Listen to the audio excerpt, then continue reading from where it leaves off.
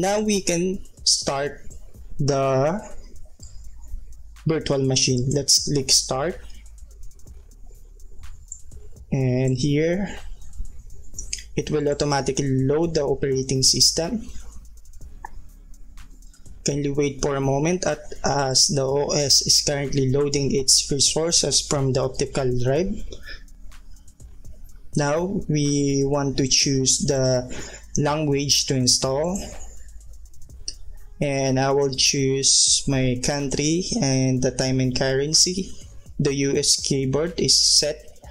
Let's click next. Instead of clicking the install button, we can now click on repair computer. Now we click on troubleshoot. We click on system image recovery. Now, as you can see, the system or the operating system ISO image automatically detect a recovery which is present on one of its local drive. So location to be installed, system latest available system image, backup on 24, and computer is web server B2. Let's click on next. Then format and repartition disk. Select this to delete any existing partition and reformat all disk on this computer to match the layout of the system image. It's automatically selected because it is required. Let's click. Okay, we don't want to exclude that one because that is the primary disk where the backup will be installed. Click X. So let's click advanced. Automatically restart the computer after restore. Yes. Automatically check and update this error information. So we want to check that one, and let's click next. So date and time, the computer name, and drive to restore. So finish this one. Let's click finish. Yes. Now currently the system or the backup is currently installing or remigrating all of the system state bare metals recovery from our physical web server here. So the difference only on a virtual machine and physical computer migration is that virtual machine you have to only mount the VHD, but for physical computer you need to copy the VHD to a physical hard disk drive. So what we need to do now is just to zip your hot copy, and then wait for a moment until this restoration is complete. Now as you can see, the restoration had finished, and currently the computer is scheduling for a restart for about 40 seconds. Make the system complete its all pending process. So it's a practical practice to wait for the system to do its own job. Now the virtual machine is successfully restarted. After this, we can remove the operating system disk image so that it will not be detected. Maybe you're asking, but what if you are installing it on a physical computer?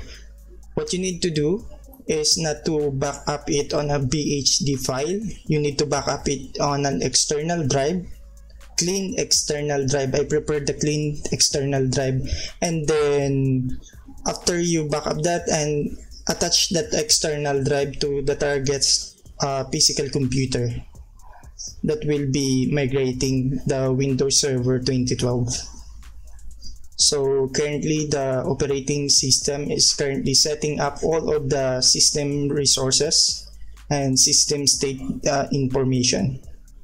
So you need to complete this process. So don't try to close for any case, or if there is an issue or it keeps on loading, don't try to close it to prevent any further errors. So because currently the operating system is setting up all the required resources. My only prediction for arising problem is that this system state is currently configured with a local IP of 192.168.1.2, which is also the local IP of the physical web server, which is the same connected to the same ISP modem. But currently the physical web server is turned up, so I think the DHCP server of the modem will automatically assign to this one. So let's click on right control and delete. As you can see, this is the main computer of that physical server. So we type in the password and click enter. So it inherits the password of the administrator, and hopefully all of the system state is restored in here. And successfully we restored all of the installed application, the DHCP server, the DNS. Let's check that one. Let's double check it. Let's try to ipconfig, and the local IP is 2. It should not be 201. So that's my prediction. I think the local IP or the operating system detected that 192.1.2 is already subscribed by another computer. So let's try to set it now, which is not preferred. Let's try to release. So what it says when we release Windows, so we totally release it, and let's try to renew.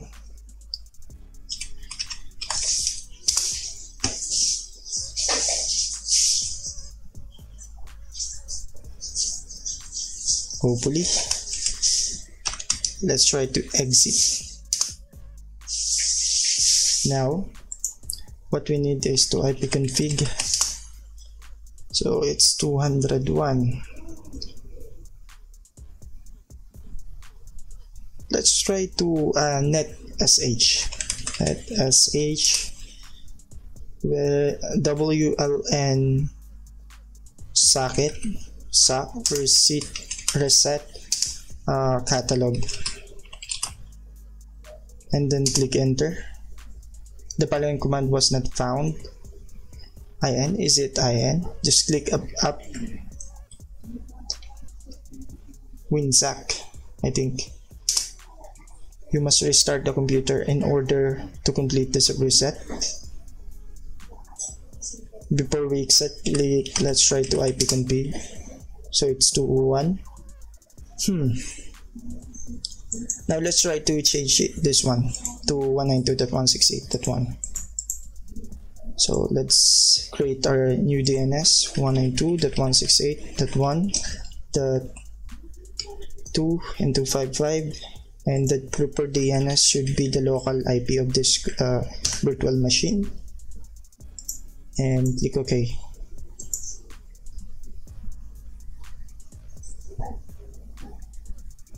And it loses again its internet connection. What should I do? Should I restart? I restarted the router for some time.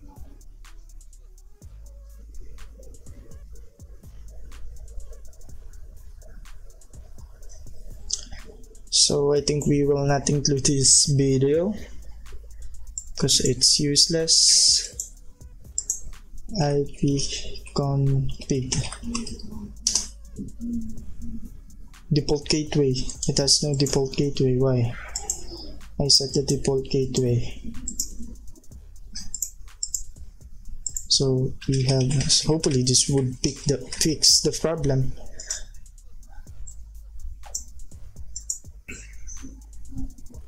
And it fixed the problem. What the? The problem is already fixed.